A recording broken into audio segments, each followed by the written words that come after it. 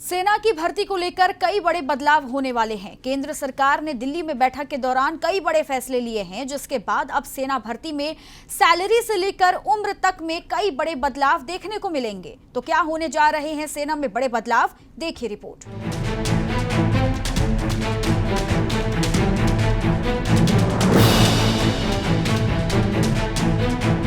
सेना में भर्ती के लिए नई व्यवस्था होने वाली है, जिसके लिए बुधवार को दिल्ली में बैठक हुई और कई अहम फैसले लिए गए। सरकार सोमवार को नए टूर ऑफ ड्यूटी सिस्टम को लागू करने वाली है, जिसका नाम अग्निपथ दिया गया है। यानी अब नई भर्ती होने वाले जवानों को अग्निवीर के नाम से बुलाया जाएगा। अग्निपथ सिस्टम में सैनिकों की भर्ती 4 साल के लिए होगी। 4 साल पूरे होने के बाद उन्हें 10 लाख रुपए टैक्स फ्री मिलेंगे। सवाल ये कि भर्ती कब और कैसे होगी। साल में 2 बार 6 महीने के बीच में भर्तियां की जाएंगी। अग्निवीरों की भर्ती में क्या कुछ बदलाव हुए हैं, ये भी आप जान लीजिए। सूत्रों के मुताबिक 17 साल 6 महीने से लेकर 21 साल उम्र वाले कैंडिडेट्स अप्लाई कर सकेंगे। भर्ती की बाकी योग्यताएं अभी वाली ही रहेंगी, उसमें किसी बदलाव की उम्मीद नहीं है।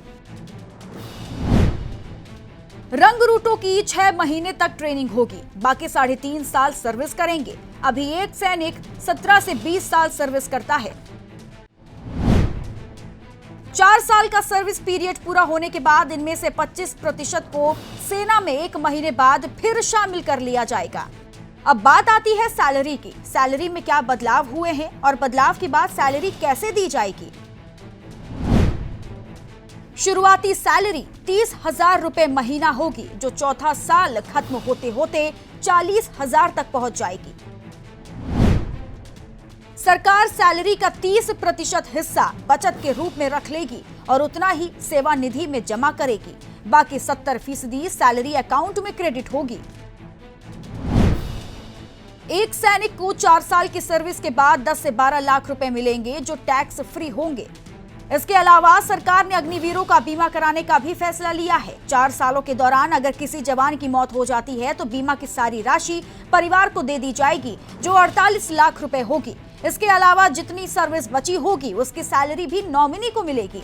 हालांकि सरकार ने ये बदलाव सेना में आ रही तमाम दिक्कतों को कम करने के लिए किया है। साथ ही सरकार को भी कई फायदा इस बदलाव के बाद मिलने वाले हैं। Bureau report, R9 news.